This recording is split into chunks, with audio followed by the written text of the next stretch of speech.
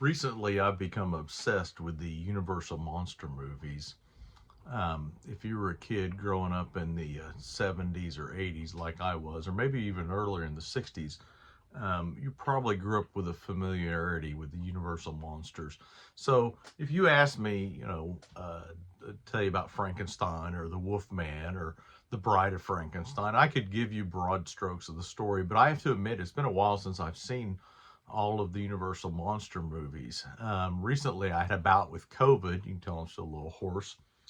And so I decided to crack into the Universal Vault, as it will, and watch some early Universal Monster movies.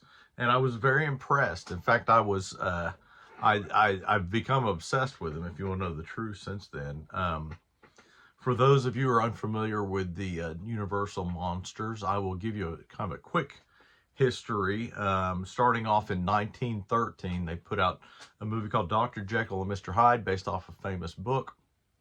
Most of the early Universal Monster movies were based off of literary sources.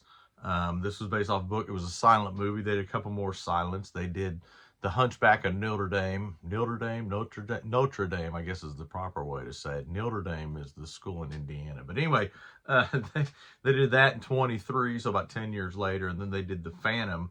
But where they really hit their stride was Dracula. Dracula was the first one that came out that was sound. Then they did Frankenstein. Dracula was in 31. Frankenstein was in 31. Then they did The Mummy in 32. The Invisible Man in 33. The Bride of Frankenstein in 35. Then they kind of did some spin-offs. Werewolf of London, Dracula's Daughter, Son of Frankenstein, The Mummy's Hand, this sort of thing. Then in 41, and at this point they were kind of re-releasing some of these. They were coming back out. If you're younger, you may not realize the idea that movies back in the day would come out at the theater on first run, and then they'd come out again a couple of years later. Certainly before television, you would never see these movies unless they were at the theater, and so a lot of the motion picture companies would recycle their old. I say recycle. They'd re-edit or reissue their old movies. And that's the case. These kind of started coming out again, Frankenstein and Dracula, and they were popular again, and so it made them look at doing sequels. In 41 they did, or not sequels, but more monster movies. In 41 they did The Wolfman, and then in 43 they did a movie called Frankenstein Meets the Wolfman. Now this movie is important, and I didn't realize this until a friend of mine, Dan, pointed it out, that this was the first time that a universe was created in the theater. In other words, in movies, this was the first time there was a crossover. All of a sudden, all these unrelated monster movies became part of this universe, as you will. This was kind of the roots of what's led all the way up to the MCU and the Fast and the Furious, some of the other stuff we have now. But Frankenstein Meets the Wolfman came out in 43. 45 is House of Frankenstein. And then we kind of went on a slump. Again, there was a lot of sequels or a lot of spin-offs.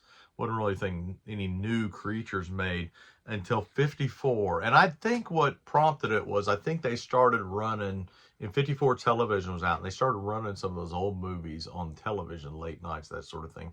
And they saw there was still kind of an appetite for that. So then in 54 was The Creature from the Black Lagoon, which is kind of seen as the last, not the last movie, but the last classic Universal monster, which is, it's a good movie, but it's got a different tone than the rest of them. And so I like I said, I started watching these. I'd bought a 4-pack that had Frankenstein, Bride of Frankenstein, Dracula, and The Creature from the Black Lagoon. One day I was at the store and it was really cheap, and I thought, oh, I'd love to have a copy of Frankenstein, so I picked it up.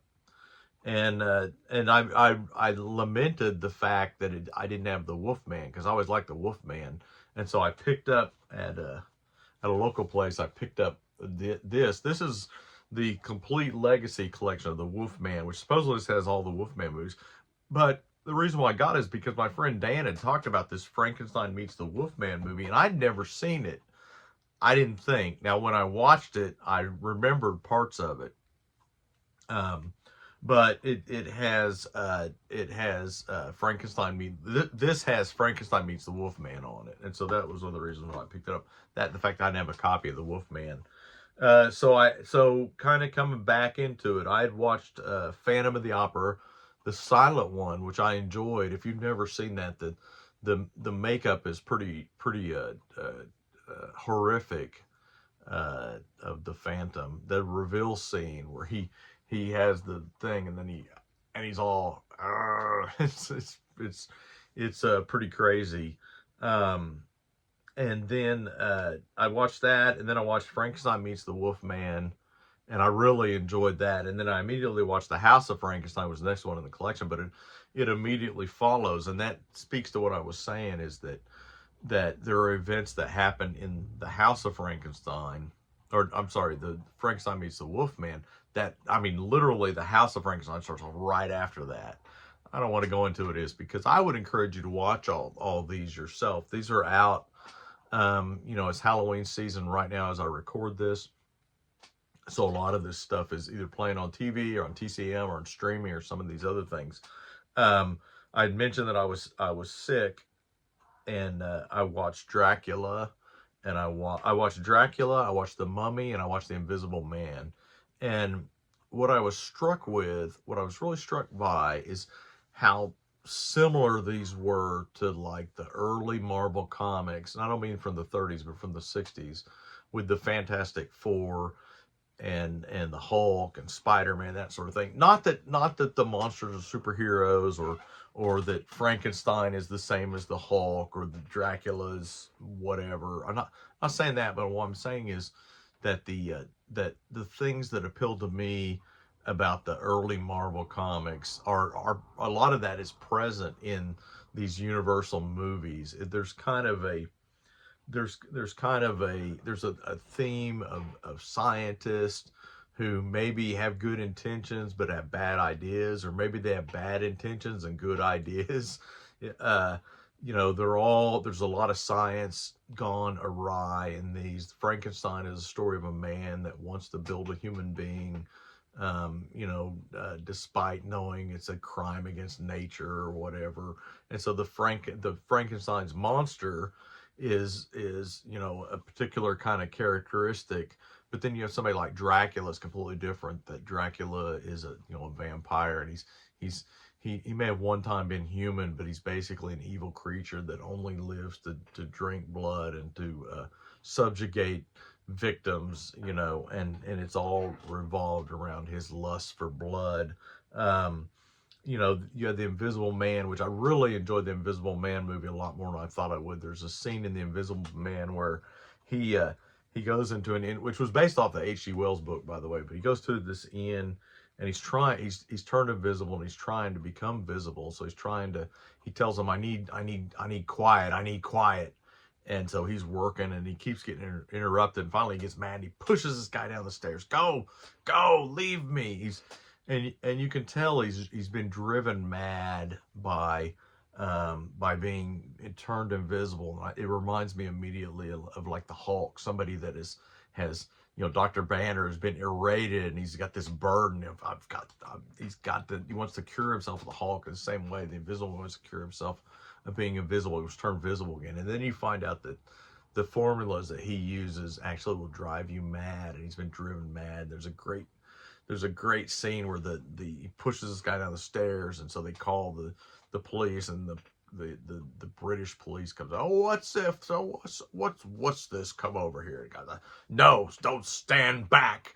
Stand back. And then he's like, I'll do what I want to. And he's like, no, you fools, you don't realize what you've done. It's just a over the top, very a megalomaniac, and it's cool, and I love it. Again, it reminds me of that old Marvel comic stuff. I told a friend of mine that if you wanted to find my picture of the perfect Doctor Doom, channel that speech and channel the attitude, because it's the Invisible Man. His whole attitude was he was going to invisibly roam the country and do these crimes and cause mayhem, and then basically just set the whole country on its end, just like this one-man sabotage terrorist. It's a terrorist attack on Britain.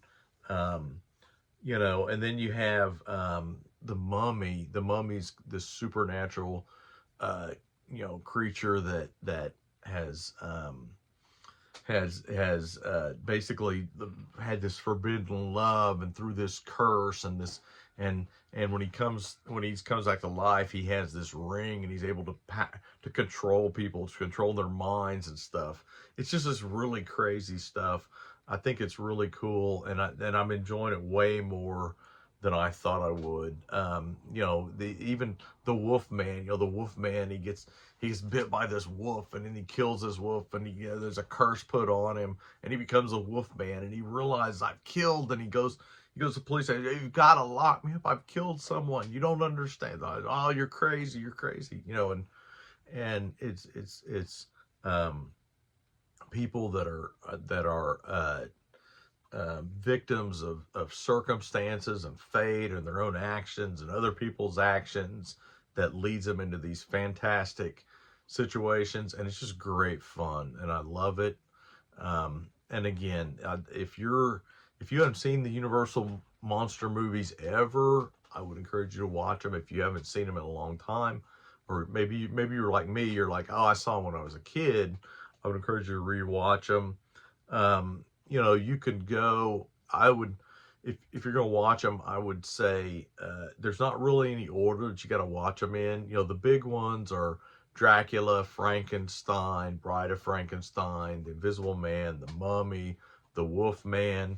And you can kind of pick and choose. When you get into once you get into after House of Frankenstein, then they start to follow kind of all of them guest star in each other's movies. The House of Frankenstein meets the Wolfman. They meet, of course, and the House of Frankenstein carries on after that. Got the House of Dracula. I haven't watched that, but from what I've heard, and that's a lot of critics say it just became a big. Every movie have all the monsters in it, which it reminds me so much of what's happened in the MCU after Endgame. It's kind of just become too big and bloated. But if you're looking for something cool to watch this Halloween, they're certainly out there and available. They're not, I don't think they're in public domain, but they're pretty easy to find. Most libraries have all of them if your library carries DVDs or Blu-rays. There's great fun. I don't know if I have a favorite. The ones I've watched recently, I think my favorite, I really enjoyed The Invisible Man. His character was just really cool. He was just like the ultimate like alpha dude. Was just like, don't mess with me. I liked probably the weakest of the ones I watched was Dracula. It was also the first one, so that makes sense. I haven't watched Frankenstein again. I saw it a few years ago at Halloween, but I'll definitely watch it. I've got it. And I need to watch The Bride of Frankenstein. I don't know if I've watched The Bride of Frankenstein since I was a kid, but anyway, I just wanted to share that. Thank you for watching. I'm Scott Sackett. If you enjoyed this video, please take a second to subscribe. If you have any comments, leave a comment below on your favorite Universal movie or monster movie. There's other Universal horror movies that aren't considered part of the monster movies, and I didn't talk about those. But if you want to talk about some of those below, feel free to. Anyway, thank you very much. Have a good evening. Happy Halloween.